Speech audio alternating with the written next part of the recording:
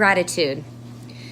Gratitude has one of the highest vibrations, the emotion and the feeling behind the word, as well as the word itself. So, words carry a lot of energy, and that energy is what we feel. Energy, matter is a ball of energy, essentially, right? So we are this ball of energy, and we walk around. And if you feed it positive energy, it's like a superpower. It's just like, it has this domino effect. When we feel grateful, typically we feel fulfilled. And so that creates a positive mentality and a positive state of being.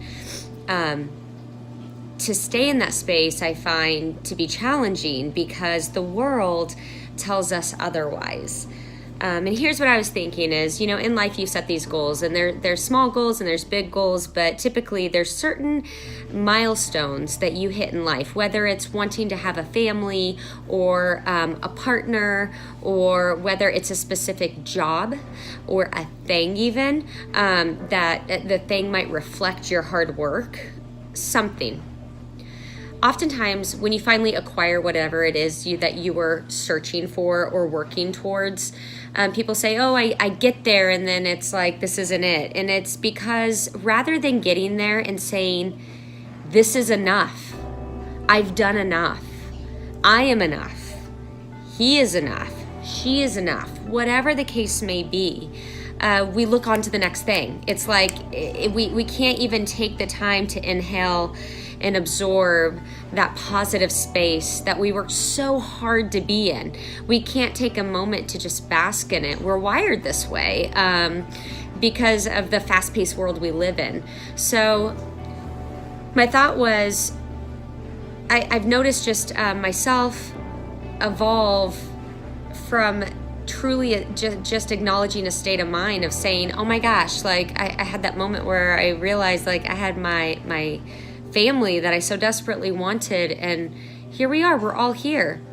And then it was okay for me to like live. It's like I told myself, this is what you wanted. You don't have to like keep accomplishing other things, or you don't need a particular person or people to tell you that this is it.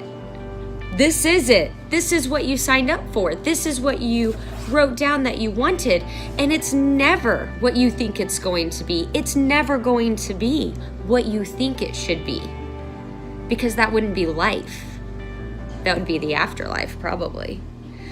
So here's my thought. Write down the 5 things, the 3 things, the 2 things, the 1 thing that you desperately wanted at this point in your life that you actually have.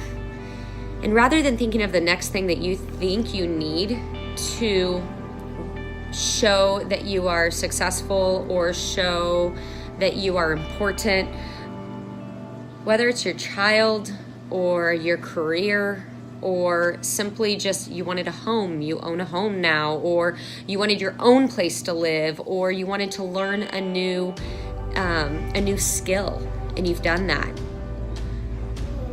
Honestly, congratulations, because you have made it, you have arrived.